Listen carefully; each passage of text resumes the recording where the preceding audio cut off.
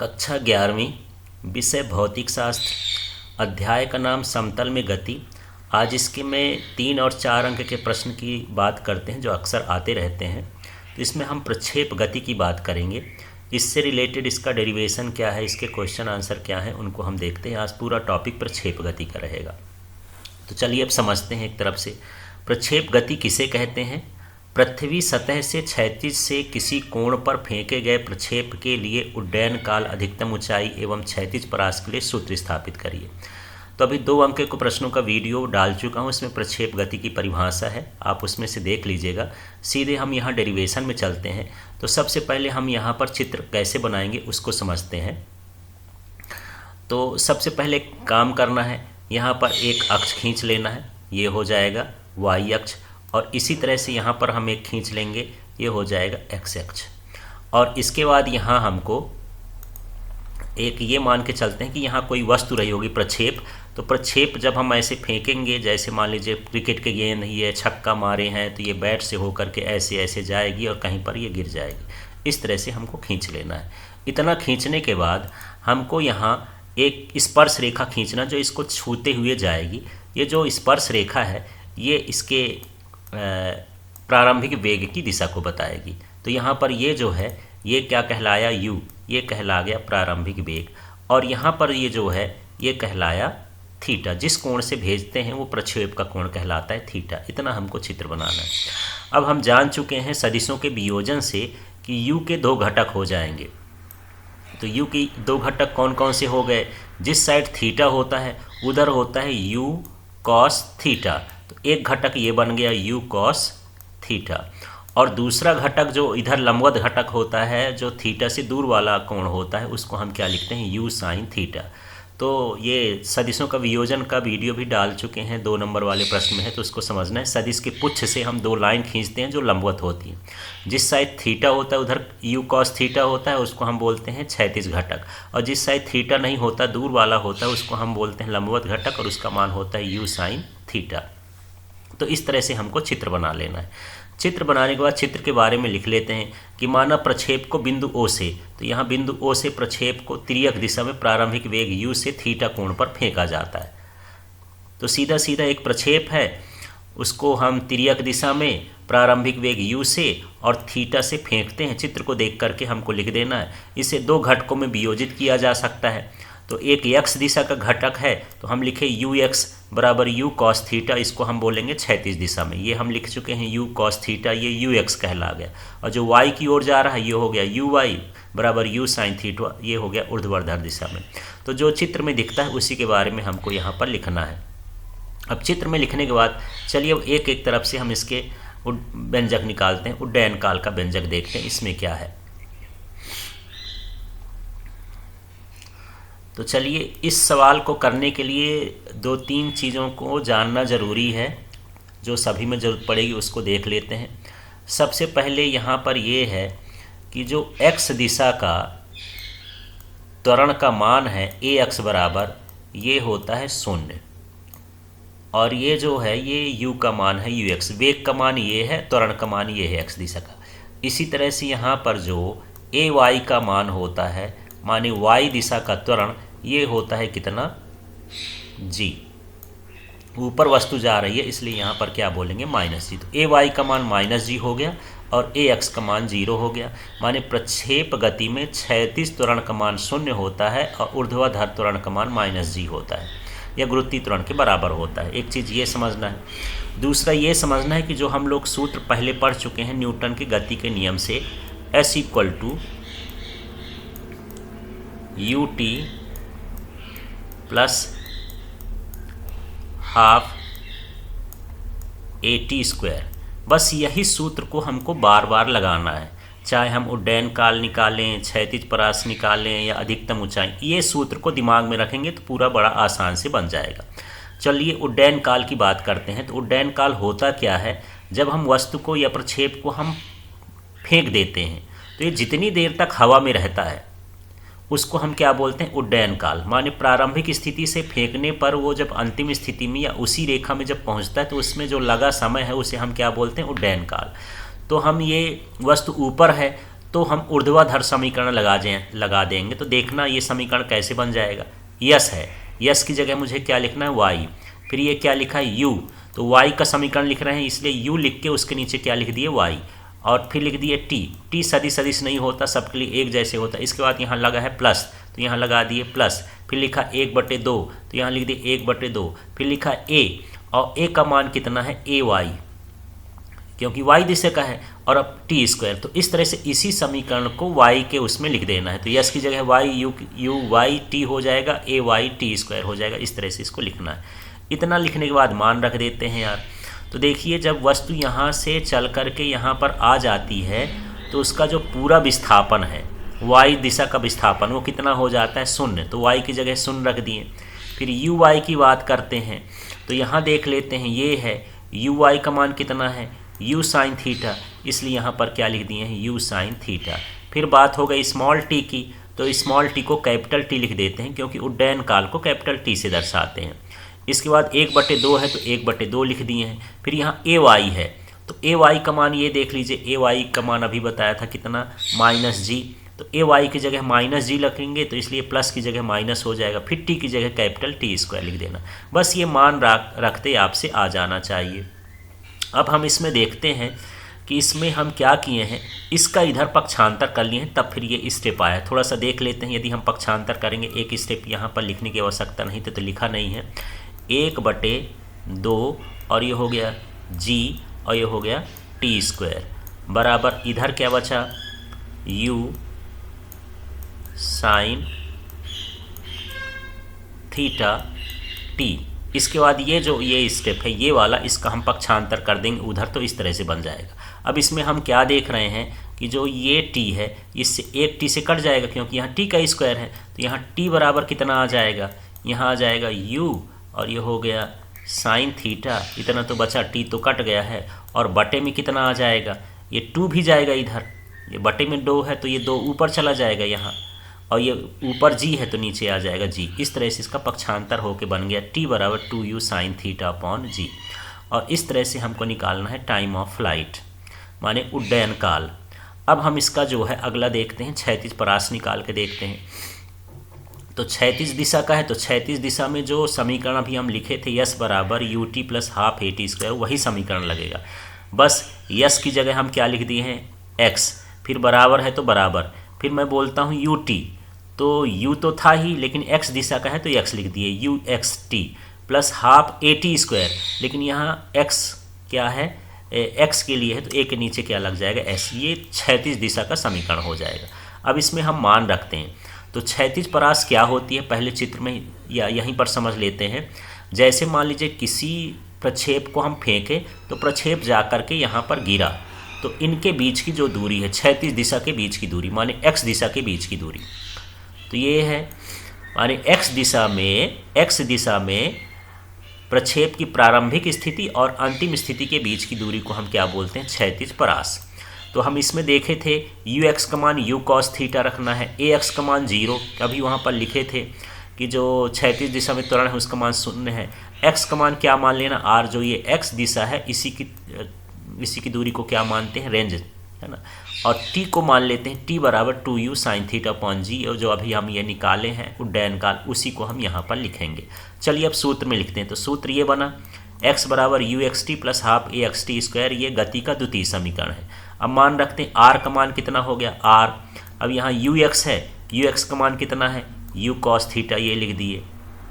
फिर इसके बाद यहाँ पर t का मान है, ये t का मान यहाँ पर क्या है, 2u sine theta upon g, तो ये t की जगह पर हम लिख दिए 2u साइन थीटा अपॉन जी, प्लस यहाँ पर होना चाहिए 0। अब 0 क्यों हो गया, 1/2 है, ax का मान यहाँ 0 है, तो ये पूरे पद को ही 0 कर देगा। तो केवल इधर का नहीं लिखना, ये सब कुछ क्या हो जाएगा, 0 हो जाएगा। लिख देंगे तो ठीक है, नहीं लिखेंगे तो ठीक। अब ये स्टेप को देखते हैं, आगे वाले स्टेप में क्या हो रहा है, ये u और ये u इसका गुणा हो जाएगा, तो ये क्या हो गया, यू स्क्वायर, और बटे में g है तो बटे में g। अब ये कहाँ गया, हमारे पास क्या बचा है, ये 2 बचा है, और इसके बाद क्या बचा है, साइन थीटा बचा है, और साथ में क्या बचा है, ये कॉस थीटा बचा है। मतलब 2 sine theta cos theta, you का गुणा तो यू स्क्वायर हो गया। अब इसका जो मान होता है तो एक नया सूत्र हो गया, ये है साइन 2 थीटा। तो ये सूत्र होता है 2 sine theta into cos theta बराबर साइन 2 थीटा। तो यहाँ पर u कॉस थीटा और ये 2u साइन थीटा, इनको हटा के हम क्या लिख दिए हैं, u स्क्वायर बराबर ये u स्क्वायर साइन 2 थीटा। तो इस तरह से ये परास आ गया। परास के बाद हम देखते हैं, परास के बाद हम आगे का देख लेते हैं। परास निकल गई, अब हमको यहाँ पर अधिकतम ऊंचाई निकालना है। तो अधिकतम ऊंचाई के लिए देखते हैं, अधिकतम ऊंचाई क्या होती है। मान के चलिए कि यदि हम किसी प्रक्षेप को इस तरह से फेंक दिए हैं तो ये जितना दूर, ये y दिशा में अधिकतम दूरी का जो विस्थापन होता है ऊपर की ओर, जितना ऊंचाई तक जाता है उसको हम क्या बोलते हैं, अधिकतम ऊंचाई। तो इसमें भी अधिकतम ऊंचाई है, मतलब y वाला समीकरण लगेगा। तो यू वाई का मान u साइन थीटा हम शुरू में लिखे थे।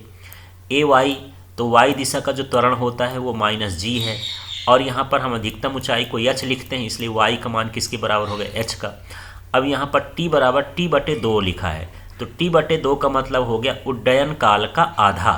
अब उड्डयन काल का आधा क्यों है, क्योंकि जब वस्तु यहाँ से चल कर के यहाँ गिरती थी तो समय t लगता था। अब हम यहाँ तक की बात कर रहे हैं, आधे दूरी तक की, यहीं की बात कर रहे हैं, इसलिए समय क्या हो जाएगा यहाँ, आधा। तो जो हमारा उड्डयन काल निकला था उसमें 2u साइन थीटा अपॉन जी था, तो 2 कट जाएगा, तो u साइन थीटा अपॉन जी आ जाएगा। इस तरह से यहाँ पर ये इसके t का मान हो जाएगा। अब यहाँ पर हम गति का द्वितीय समीकरण लगाते हैं फिर से। तो यस था, तो यस की जगह क्या हो जाएगा, y।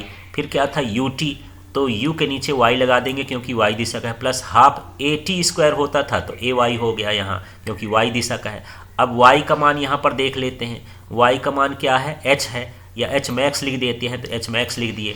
ui है, ui का मान ये है, यहाँ पर उठा के लिख दिए हैं u साइन थीटा। फिर क्या लिखा है, t का मान देख लेते हैं, u साइन थीटा अपॉन जी है तो यहाँ लिख दिए u साइन थीटा अपॉन जी। फिर यहाँ पर प्लस लगा है तो यहाँ माइनस लगा दिए हैं। क्यों माइनस लगा दिए हैं, क्योंकि ए वाई का मान कितना है, -g है, तो ये ए वाई का मान रख दिए g। इसके बाद ये टी स्क्वायर है, तो t का जो मान आया है ये वाला मान, इसको उठा के हम यहाँ पर रख दिए हैं, और t का स्क्वायर है इसलिए इसमें स्क्वायर लगा दिए हैं। अब अगले स्टेप में देखते हैं कैसे कर दिए हैं यार। h मैक्स को h मैक्स लिख दिए। अब देखना u और u का गुणा होगा तो क्या हो जाएगा, ये u स्क्वायर, साइन और साइन का गुणा हुआ तो कितना हो गया, साइन स्क्वायर थीटा। अब अपॉन में g है तो अपॉन में g हो गया। आगे स्टेप का देखते हैं यहाँ, तो u स्क्वायर तो ये लिखा ही है क्योंकि यहाँ ये स्क्वायर है, यदि हम इस स्क्वायर को हटाएंगे तो u भी स्क्वायर हो जाएगा और साइन भी स्क्वायर हो जाएगा। तो इस तरह से u स्क्वायर आया, साइन स्क्वायर थीटा आ गया, और बटे में जब g का स्क्वायर करेंगे तो ये भी स्क्वायर हो जाएगा, तो एक ठो g इससे कट जाएगा और एक g यहाँ पर बचेगा। तो इस तरह से इसमें जितने भी हैं इस कोष्टक के अंदर सब स्क्वायर हो जाएंगे, ये बाहर का g कटेगा। तो इस तरह से ये समीकरण आ गया। अब ये कैसे आया, लास्ट स्टेप को देखते हैं। तो यदि एक स्टेप में यहाँ पर कर दूँ, वैसे आवश्यकता नहीं है पर आपके समझने के लिए कर देता हूँ, u square sine square theta और अपॉन में g है। यदि हम इसको बाहर निकाल लें, कॉमन निकाल लें, यहाँ से बाहर निकाल लेंगे तो देखिए यदि यहाँ से पूरा निकल गया तो इसकी जगह पर क्या बचेगा, 1। फिर ये लगा है माइनस, और इसमें से निकल गया तो ये निकला, ये निकला, ये निकला, तो क्या बच रहा है, 1/2 इस तरह से। तो यहाँ पर क्या हो जाएगा, आगे ये हो जाएगा u square sine square theta upon में क्या हो गया, g। और यदि हम इसको हल करेंगे तो 2 1 कम 2, ये हो जाएगा 1/2। तो यहाँ गुणे में क्या लिख सकते हैं, 1/2। और यदि इसी को लिखेंगे तो देख लीजिएगा u square sine square theta और 2 का गुणा हो गया तो ये हो जाएगा 2g। इस तरह से हमको अधिकतम ऊंचाई निकालना है। अब हम इससे आधारित कुछ न्यूमेरिकल क्वेश्चन भी देख लेते हैं। देखिए कैसा क्वेश्चन है।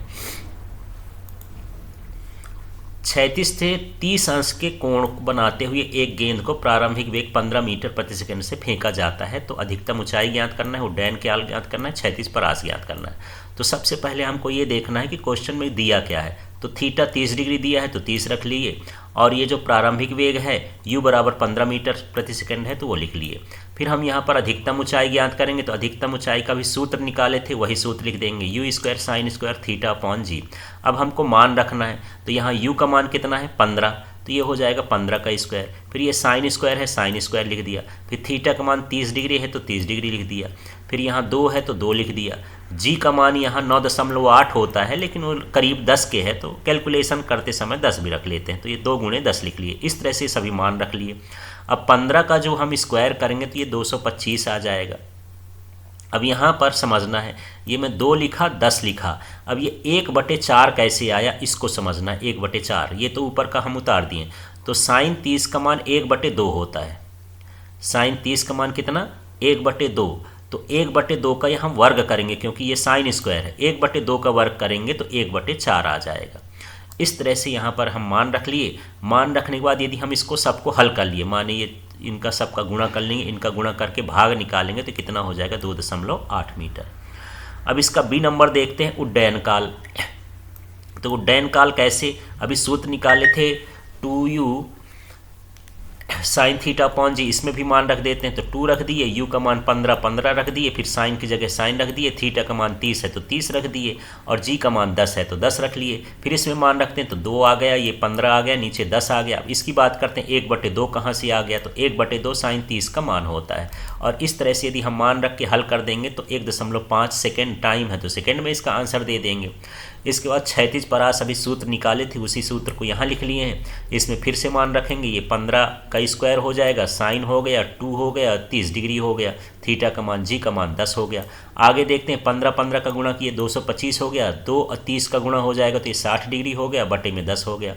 अब यहाँ पर 225/10 तो है ही, लेकिन ये साइन 60 का मान √3/2 होता है, तो √3/2 लिख देंगे साइन 60 की जगह। ये जो मान है ये साइन 60 का मान है।